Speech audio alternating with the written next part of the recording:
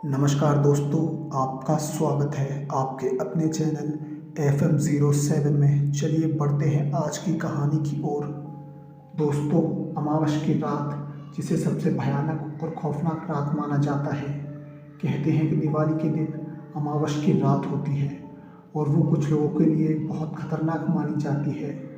पर अभी अमावस की रात में समय बाकी था। दोस्तों, ये कहानी है निर्मल नाम के लड़के की, जो कि कर्नाटक का रहने वाला है। ये तब की बात है जब मैं ऑफिस में काम पर नया लगा था और मेरे काम से मेरे घर वाले काफ़ी खुश थे, क्योंकि मुझे बहुत समय बाद नौकरी मिली थी। मेरा काम ऐसा था कि बगल के गांव से मुझे आना जाना करना पड़ता था। लोगों का कहना था कि कंपनी वाले सैलरी देने में बहुत अच्छे हैं, टाइम पर पैसे देते हैं। मुझे पहले महीने की सैलरी ठीक ठाक मिली थी। मैं बहुत खुश था।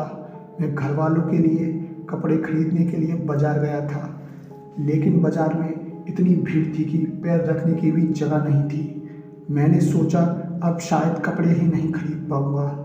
तभी मेरी नज़र एक दुकान पर गई। उसमें दूर से देखने से भीड़ भाड़ कम लग रही थी। जब मैंने दुकान के अंदर जाकर देखा तो मुझे एक लड़का दिखा। मैंने कहा, अरे भैया सुनो। जब वह मुड़ा तो मैं उसे देखकर चौंक गया, क्योंकि वो मेरा दोस्त था। मैंने कहा, भाई तुम यहाँ कैसे? उसने कहा, वो 1 साल से इस दुकान पर काम कर रहा है। हम बैठकर गप्पे मारने लगे, क्योंकि हम दोनों बहुत दिन बाद मिले थे। बातों ही बातों में कब शाम हो गई पता ही नहीं चला।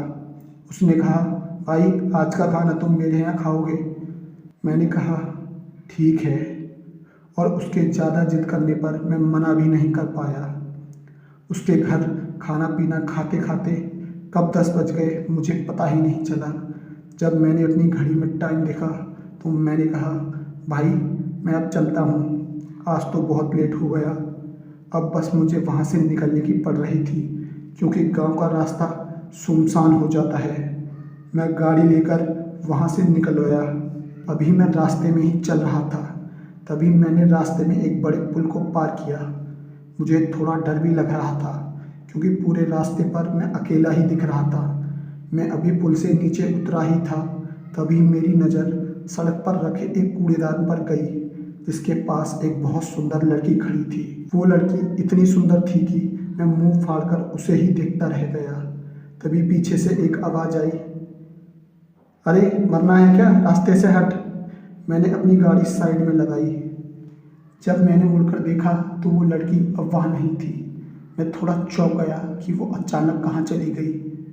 मैंने वहाँ से निकलने के लिए जैसे ही गाड़ी स्टार्ट की, तभी मैंने देखा रोड के पास बने एक पुरानी से घर की खिड़की पर वो लड़की खड़ी होकर मुझे ही घूरे जा रही है। उसे देखकर तो मेरी खुशी का ठिकाना नहीं रहा। लेकिन एक बात मुझे समझ नहीं आ रही थी कि बस एक ही मिनट में वो लड़की घर की खिड़की पर कैसे पहुंच गई। मैंने इस बात पर ज़्यादा ध्यान नहीं दिया। अभी भी मेरी आंखें उस लड़की को ही देख रही थी। फिर मैंने जैसे तैसे खुद को संभाला और गाड़ी लेकर वहाँ से निकल गया।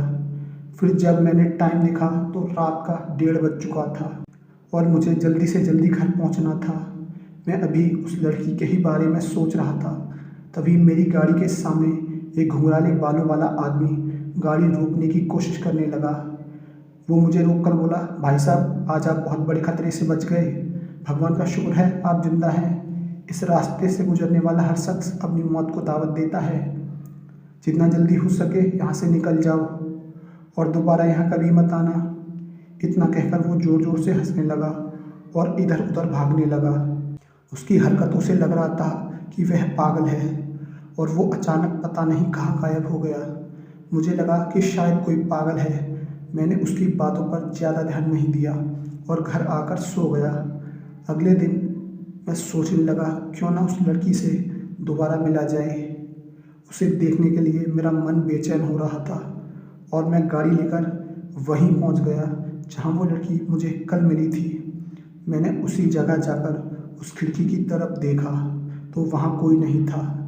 अभी मैंने बस अपनी पलक ही झपकाई थी, तभी वो लड़की अचानक से खिड़की पर आ गई।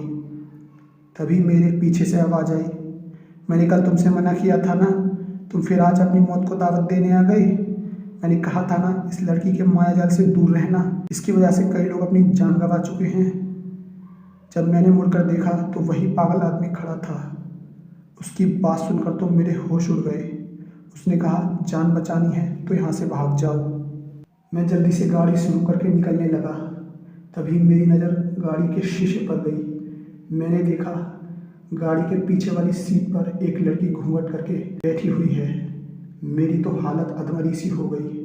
मैंने हिम्मत करके गाड़ी शुरू की और गाड़ी चलाने लगा। वो लड़की अभी भी पीछे वाली सीट पर ही बैठी थी।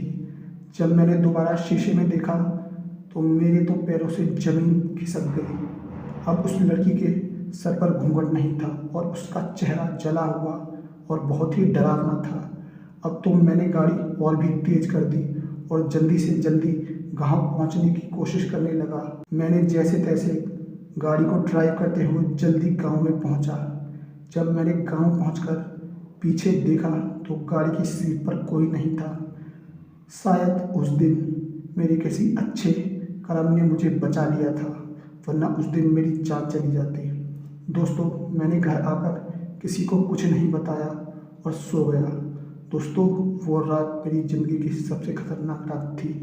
अगर आपको वीडियो पसंद आई है तो वीडियो को लाइक और चैनल को सब्सक्राइब करना ना भूलें।